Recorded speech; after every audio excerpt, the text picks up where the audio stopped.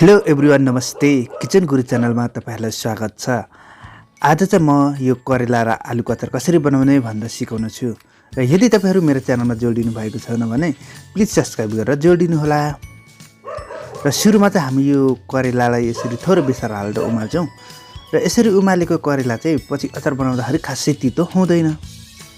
त्यसैले मैले यो करेलालाई चाहिँ यसरी उसिनेको छु र उसिनेर हाम्रो यो करेला पनि पाकिसकेको छ। र मैले यो उसिनेको आलु चाहिँ यसरी काटेको छु र यसमा एक ढिडी खोर्सानी राखेको छु र यसमा थोरै धनियाको पातहरू पनि काटेर राखेको छु।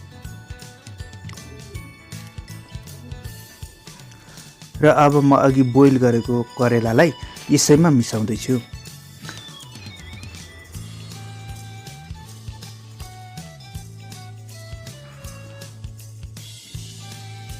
र यो करेलालाई मिसाइसकेपछि यसमा म थोरै तिलको धुलो हाल्दैछु। र तपाईहरुले पनि यसरी नै यो तिलको धुलो चाहिँ राख्न सक्नुहुन्छ है त। र तिलको धुलो राखिसकेपछि अब यसमा म यो भिजाएको यो सानो मसिनो खालको मटर हाल्दैछु।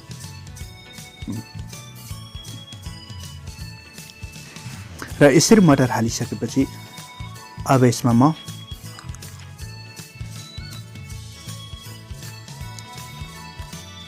थोरै जिराको धुलो र धनियाको धुलो राख्दैछु। यो चाहिँ एकदमै थोरै राख्नु होला है, धेरै राख्यो भने पनि मिठो हुँदैन। र जिराको धुलो राखिसकेपछि अब यसमा म 1 चम्चा जति नुन राख्दैछु।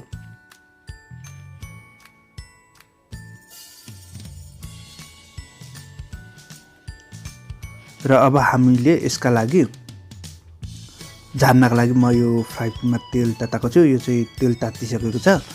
तेल तातिसकेपछि यसमा म मेथी पुर्याउँदै छु। यसरी मेथी तातिन थालिसकेपछि हामी यसमा थोरै बेसार राख्छौं। ल हेर्नुस् त, हाम्रो यो मेथी कालो भइसकेको छ। अब भने म यो करेला र आलुमाथि यसरी राख्दै छु।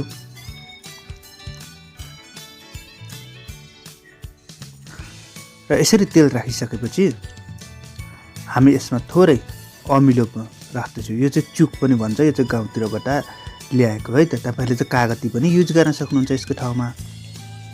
र यसरी सबै थोक राखिसकेपछि अब यो खोर्सानी, आलु अनि यो धनियालाई सबैलाई यसरी मिस्नु होला।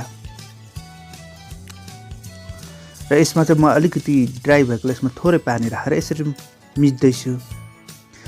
र ल हेर्नुस् त, हाम्रो यो करेला र आलुको अचार चाहिँ एकदमै मिठो भएको छ। र तपाईहरुले यो अन्तिमसम्म पनि भिडियो हेरेर मलाई साथ दिइरहनु भएको छ।